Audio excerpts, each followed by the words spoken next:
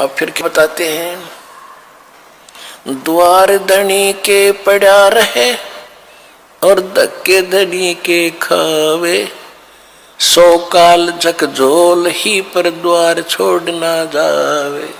इस मार्ग में सफल होने का एक फार्मूला बताया है कि जब ज्ञान हो जाता है, परम संत की पहचान हो जाती है, कहते हैं द्वार धनी के पड़ा रहे और धक्के धनी के खावे, आवे और जावे भगवान के चरणों में। और चाहे कितने ही आपत्ति आप पर काल देवे,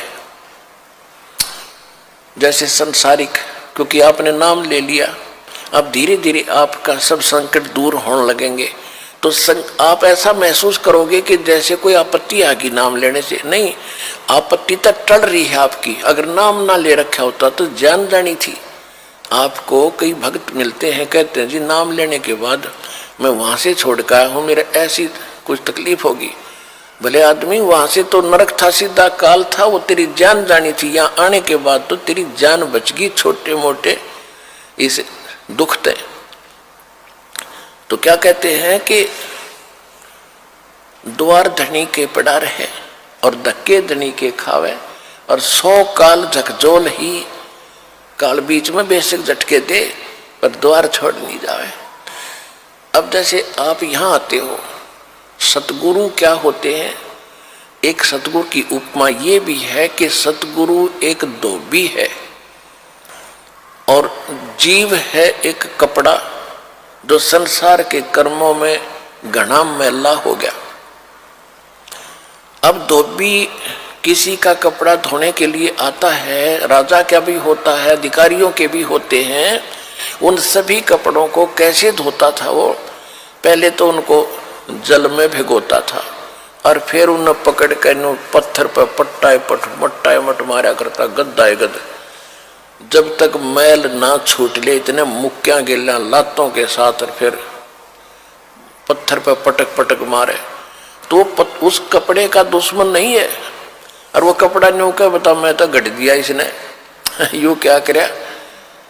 तो वो मैल निकाल रहा है आपके अंदर से, दोष निकाल रहे हैं परमात्मा। परमात्मा की शरण में आने के बाद छोटी मोटी कोई हरकत होती है तो गॉड गिवन समझना कि आपको पटका जा रहा है उस धोबी के गांठ की तरह।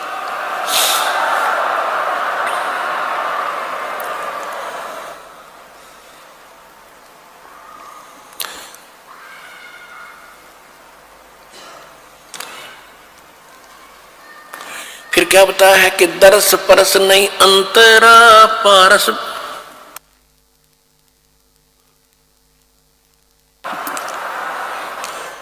दरस परस नहीं अंतरा, ये रूमी वस्त्र बीचे, पारस लोहा एक डिग ये पलटे नहीं अभीचे। अब देखो फिर एक और बात बताई है, कितना गहरा ज्ञान है पुण्यात्माओं।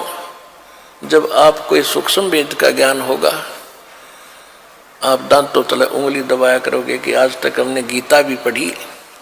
गीता हम इसलिए पढ़ाते हैं कि आप ये समझ सके कि जो ज्ञान पवित्र गीता जी देते हैं, जो पवित्र वेद बताते हैं, पवित्र पुराण बताते हैं, पवित्र ग्रंथ बताते हैं, वही ज्ञान परमात्मा ने 600 वर्ष पहले लिखवा रखा था।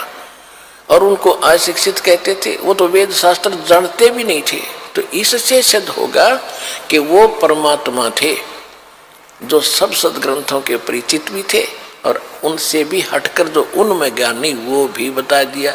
तो भगवान बिना ये ज्ञान बताया नहीं जा सकता। तो परमात्मा को पहचानने का एक ये भी फार्मूला है, एक पॉइंट है। तो क्या बता रहे हैं, दरस परस नहीं अंतरा, ये रोमी वस्त्र बीचे, लोहा पारस लोहा एक डिग वही पलटे नहीं अबीज। एक पंक्ति में कितना गहराई वर्दी, कितने गुड रहस्य है। क्या बताते हैं कि आप यहाँ सत्संग में आते हैं और जिनके इन वचनों का असर नहीं हुआ तो वो कैसे हैं कि चंदन बन में रंग ला दे, एक चंदन बन में रंग ला दे, एक बांस बिटम्बी ना सींचे। कोट वर्ष करो संगत संतों की, कोट वर्ष करो संगत संत की, पत्थर का जल में क्या भीजे। एक चंदन बन में रंग ला दे, पर बांस बिटम्बी ना सींचे।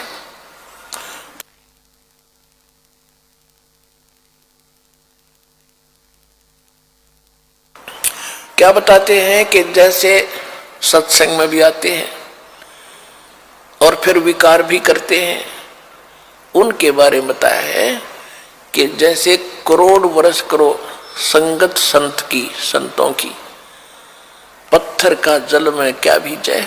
जैसे पत्थर को जल में डाल दे चाहे 20 फुट नीचे गहराई में, और निकालने के बाद फिर उन दोनों टुकड़ों को तुरंत ही ऐसे रगड़ दो, तुरंत आग पाटेगी, चिंगारी पाटेंगी, निकलेंगी। इससे सिद्ध हुआ कि जल से तो असर होना चाहिए था, वो अंगारी नहीं पाटनी होनी चाहिए थी, नहीं निकलनी चाहिए थी, लेकिन उसके जल का असर नहीं हुआ, वो न्यों का न्यों पड़ा है, एज इट इज विकार उसमें। इसी प्रकार जो सत्संग में आते हैं उनको कहते हैं करोड़ वर्ष करो संगत संतों की, और पत्थर का जल में क्या भीजे, क्या भीगे। और चंदन बन में रंग ला दे, एक बांस बिटम्बी ना सींचे। ये सुख संवेद की वाणी है, गरीबदास साहिब जी की वाणी है। क्या बताया कि जैसे चंदन का पेड़ होता है, आसपास के चाहे नीम हो, जंडी हो, कोई पीपल हो, उन सभी आसपास के पेड़ों को अपनी महक छोड़ छोड़ के अपनी सुगंध युक्त कर देता है, और वो भी चंदन जैसी महक देने लग जाते हैं। लेकिन बांस बंबू जिसकी लाठी बने हैं, कहते वो बांस चाहे उसका साथ उग गया चंदन के, बांस का असर नहीं होता। तो क्या बताते हैं कि कोट वर्ष करो संगत संतों की, और पत्थर का जल में क्या भीजे, और चंदन बन में रंग ला दे, एक बांस बिटम्बी ना सींचे। तो जो बांस जैसे और पत्थर जैसे व्यक्ति हैं उनका तो असर हो को नहीं तो परमात्मा की वाणी आपको चंदन बना दिया, और आप ही आगे जा जा के सब न सुनाते हो। आप अपनी महक आगे छोड़ छोड़ के अपने भाई बहन रिश्तेदारों तक ये महक भगवान की छोड़ रहे हो।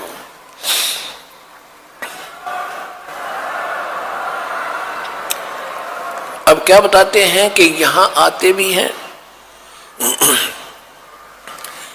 और सही ढंग से लगते रही। उसके विषय में बताया कि दर्श परस नहीं अंतरा, और रूमी वस्त्र बीज। जैसे एक पत्थर होता था जिसको पारस पत्थर बोलते, और उस पारस पत्थर में पत्थर जैसा ही होता है, उसकी पहचान नहीं हो सकती। उसकी पहचान यही है कि जिस समय वो लोहे से टच होता है तो पूरे उस लोहे के उस गट्ठे को, जैसे ये गाडर का बिठा दिया किसी कोने में, गाडर होते ना, गाडर आपने देखे कड़ियों की तरह लोहे के गाडर होते हैं लंबे लंबे, एक गाडर का कहीं भी बिठा दिया, टच कर दिया तो पूरे गाडर को सोना बना देता वो। अब क्या कहते हैं कि उस पारस पत्थर और लोहे के बीच में कतीनों साथ साथ रखे हों, और उनके बीच में इतना अंतर हो जैसे पहले एक रोम से बनकर कपड़ा आता था, बहुत पतला। आवाज नहीं जा रही बाहर।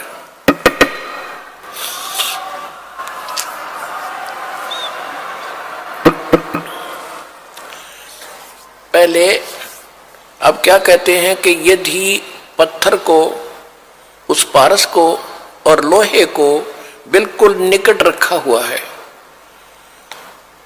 और उसमें केवल इतना अंतर हो जितना रोमी वस्त्र यानी पतली सी वायल होती थी, यानी बिल्कुल बाल से भी कम डिफरेंस भी उसमें हो, आपस में मिलन ना मिले हो, और ये इंतजार कर रहे हो कि दोनों पत्थर भी रख दिया, पारस सोना भी साथ में है, पारस भी रखा है, और लोहा पत्थर सोना बना नहीं।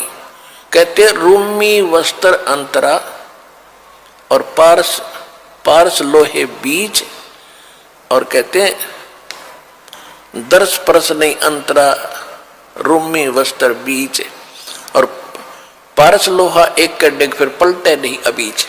यानी इतना भी अंतर रह गया तो भी परिवर्तन नहीं होगा, और वो दिखेगा कति साथ रखा हुआ। तो ये कहते हैं जो सत्संग में आते हैं और जिनके इन बातों का असर नहीं हो रहा, तो उनकी भावना भगवान से जुड़ी नहीं है। वो दिक्कत के भगत है पर भक्ति उनमें प्रवेश है नहीं। तो जब होएगी जब वो सही ढंग से मालिक से मिल लेंगे। कहते हैं बिन गुरु मिले मोहे ना पावे। गुरु के प्रति जब आपका ऐसा भाव बनेगा, और तब परमात्मा में कि आपके अंदर वो भक्ति और ये ज्ञान संचरित होता है। तो यहाँ बताते हैं कि यहाँ जैसे सत्संग में भी आते हैं और विकार नहीं छोड़ रहे हैं, उनके विषय में कहा है कि कोट वर्ष करे संगत संतों की, पत्थर का जल में के बीच है, एक चंदन बन में रंग ला दे पर बांस बिटम्बी ना सींचे। तो आप चंदन हो, आप ये दास चंदन है, और आप परमात्मा के पेड़ हो, वो पौधे हो जिनका असर हो गया, और बांस रूपी जो व्यक्ति हैं उनका असर नहीं होता। वो तो काल के जाल में रहेंगे, मरण दे।